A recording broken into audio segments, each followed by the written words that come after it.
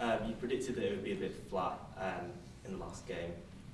By saying that the players were rubbish, do you think that's going to provoke a reaction from them? I hope so. Listen, yeah, we actually spoke about it during the week, but it's like, you look at the physical data, I said it at the time, I know I'm going to see, but there's just a subconscious thing where there's not that fire in your belly that there is when you're chasing something, you know. There's a natural hunger and drive when you're looking to achieve something bigger than the 3 points. And yeah, that's exactly what it looked like in the game. Yeah, I imagine that it's frustrating, but could you also understand that there's not that extra? Yeah, listen, I can understand, but I think the players can also understand why you can't accept it, you know.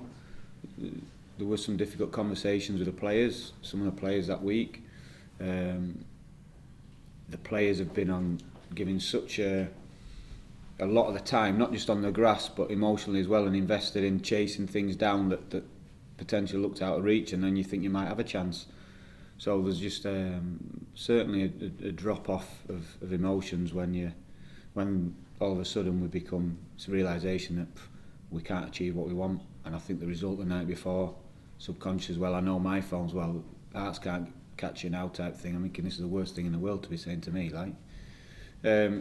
So yeah, I can understand it, but the players also understand that's fine, but you need to. There'll always be some sort of drop off without a doubt, but the more you're aware of it and you try and battle that and get in control of it, the more control you are of your performance. You said there's been some difficult conversations this week. How have they gone? Have you seen a response from the players? Yeah, no, more the situation, the time of year when players are knowing that they're not going to be with us next year and things like that. It can be a difficult time, you know.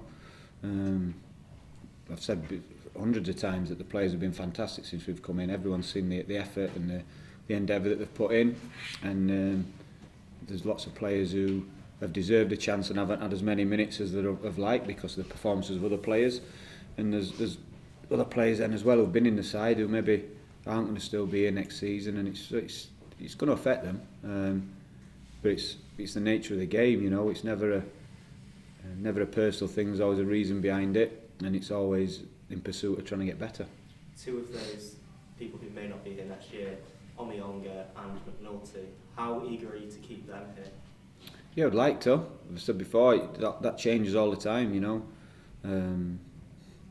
Probably every time we make a phone call about it, there's something else thrown in the works, so it's going to be difficult, but everyone's committed to trying to make it happen. Marvin as well, set to have these last games. Are you planning to give him a send-off here? We'll see. Listen, Marvin's been superb. I've had lots of conversations with Marvin, not just about football, about him, his character. He's a personality that's infectious, and whilst he's a good footballer and still got a hell of a lot to offer on the pitch, he offers a lot off the pitch as well.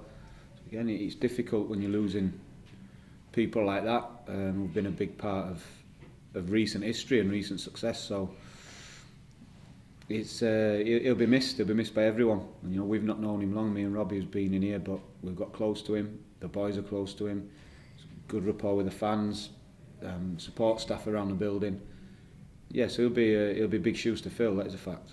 Did you want to keep hold of him and keep him here? How did it come about that you got him? Yeah, well, he's free to speak. You know, at an age where so. And I said to him at the time he wasn't in the team, look, you go and do. You've got to do what you want to do and go and have a look what's out there and available to you. And you know, the length of contract is really appealing to him, and I get that. We can't offer the same. You know, he wants to be playing. I get that as well. I remember when I was his age, you want to be playing, and his game time's been limited under us. There's been reasons for that.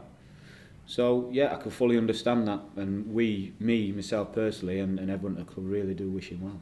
Was there a contract offer on the table as well? No, we've not got that far. You know, we've not. Like I say, I was fresh in the building, wanting to wait till the very end. Once we can't get where we wanted to go, it was time to start speaking to people. Once we were sure. The fact that obviously Marvin and I'm sure the others as well would play in the last game, and there seems to be a big crowd as well. I think East End sold out, so I think that will kind of lift the players that they want to produce a performance if it's the last one for some of these guys. Yeah, definitely, and they want to anyway. You know, they do want to. Like I say, there's an emotional drop off from last week. There are circumstances around we know, and I understand that. It's not my job to accept it, and the players understand that as well. So, yeah, it's different.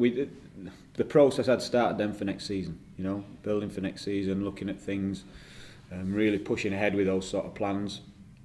But we're playing against another team just as hungry as Kilmarnock. You know, they're in exactly the same position, so we know it's going to be a tough game. But it's one we're looking forward to. So what you have to do when you obviously the summer seems to get shorter and shorter in football, especially in Scottish football. You've got the Betfred Cup in mid-July. Yeah. You find yourself having to plan kind of earlier and yeah, well, you do it all the time. Honestly, it started as soon as I came in. We're having them conversations, but you want to look at everything first in the building, the league, the players, while still talking about what's available. And I weren't making things up when I was saying, look, we're looking at these areas in the squad where there's gaps for players out of contracts, loans that we're filling them with, and it's a case of right, what's available out there, what have we got in the building, right? How do we plug those gaps best for us? And that was it. And now we're getting to the stage where we need to start looking to make those signings. How would you sum up your time here so far, the few months that you've been here? Yeah, good. Well, football-wise, like personally loved it. It's been great. Football-wise, we're really pleased with lots of things that we've seen, without a doubt. I spoke before about wanting to get the top six for the purposes of seeing exactly where we are against the best teams. You know, people talk about the form we've had since we came in. You know, I think we'd have been third. Great. That's the type of form we want next season, and better if we can. But I'm also looking at how do we compare against these teams at the top. Well, I think we compete with them, definitely. I think we can beat anyone in a one-off game. Most clubs would say that. But I want to win more games against them, and then that's where you can get even further up the table. So whilst response has been good, form's been very good, there's still areas that we want to improve in. Are you further ahead than you thought you would be at the end of the season when you came in?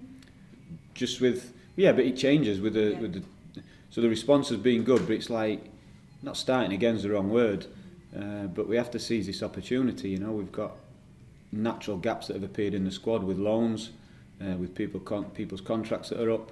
So it's really exciting to try and fill those, and everyone, myself, Graham, the staff, George, Leanne, the board, are all really excited really to see what we can do, because I see it as a big opportunity. I do.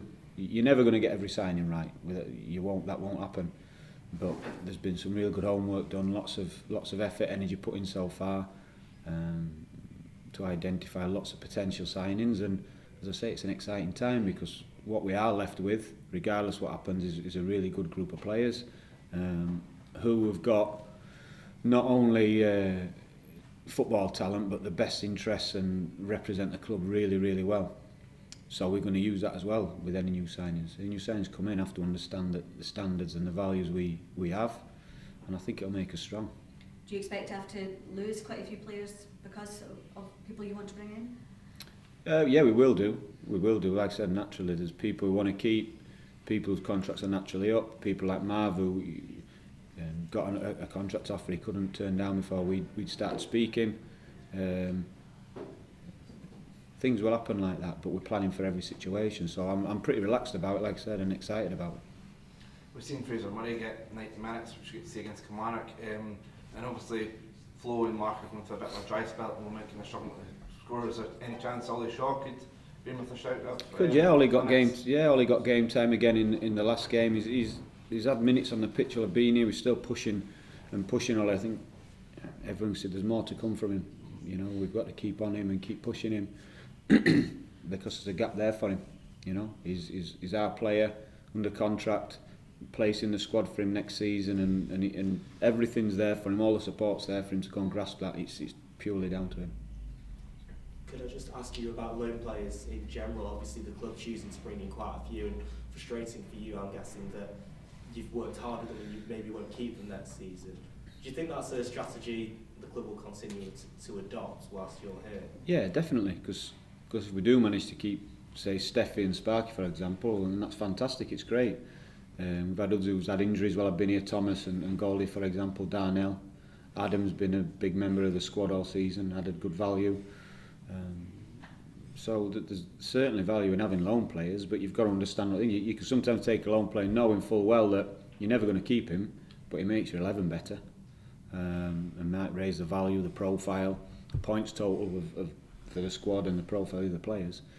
And then there's others who you potentially do take with one eye on signing them. You might have something agreed with the parent club, and then there's other loan players who you could be in a battle with and do yourself out of them in the long run. But as long as they're contributing to the 11, then they've been a good value.